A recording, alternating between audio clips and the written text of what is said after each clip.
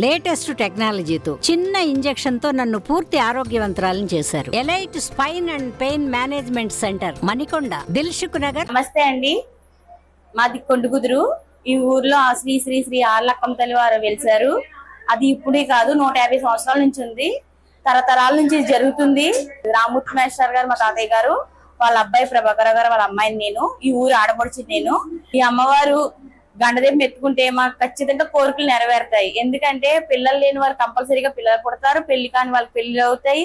చదువు కోసం పరీక్షలు బాగా రాయాలని కూడా మొక్కుకుంటారు, అవి కూడా జరుగుతాయి. పిల్లలే కాదు, పెద్దవాళ్ళు ప్రతి ఒక్కళ్ళు ఎత్తుకుంటారు. చిన్న పిల్లలు కూడా గండదేపం ఎత్తుకుంటారు. అలాగే మన ఏటిగొట్టు మీద నుంచి అక్కంతల్లి చెట్టు చుట్టూ, గోదావరి దగ్గర కూడా అక్కంతల్లి చెట్టు ఉంది. ఆ చెట్టు చుట్టూ, ఈ చెట్టు చుట్టూ కలిపి 3 సార్లు తిరుగుతారు.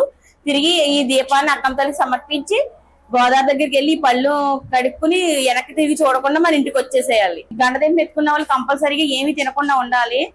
సాయంత్రం ఈ దీపం దేవుడికి సమర్పించాక ఇంటికి వచ్చాక టిఫిన్ తినాలి. ఎవరైనా మన దీపానికి వెనకాల సపోర్ట్ గా ఒకళ్ళు వస్తారు దీపంలో నూనె వేయడానికి.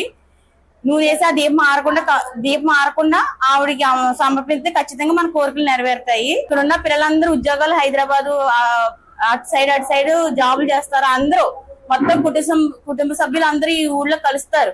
ఒక సంక్రాంతి ఎలా చేసుకుంటారో అలాగే కాకుండా ఇక్కడ అక్కమ్మ తల్లి అంత బాగా జరుగుతుంది. ఈ 2 రోజులు కూడా. పెళ్ళయి 30 సంవత్సరాలు అయింది. ఆర్ల అక్కమ్మ జాతరకు వచ్చాము మేము. ప్రతి సంవత్సరం మేము ఎక్కడున్నా సరే, రాజమండ్రి నుంచి వచ్చాము. అందరూ వివిధ ఊరుల నుంచే కాకుండా దేశాల నుంచి కూడా వచ్చి ప్రతి సంవత్సరం గంట దీపాలు ఎత్తుకుంటారు. అనుకున్న కోరిక నెరవేరుతుందని, మనసులో ఉన్న కోరిక తీరిన వెంటనే ఈ దీపం ఎత్తుకుంటారు. ఇది 100 సంవత్సరాల పైనుంచే ఉంది ఈ జాతర. మనసులో ఉన్న కోరిక అంటే మా అమ్మాయికి జాబ్ వచ్చింది, ఎత్తుకుంటున్నాం. అలాగే పెళ్లి, విద్య, ఏదైనా సరే మనసులో ఉన్న కోరిక అమ్మవారికి దీపం ఎత్తుకుని 3 సార్లు ప్రదక్షిణ చేసి సమర్పించుకుంటాము.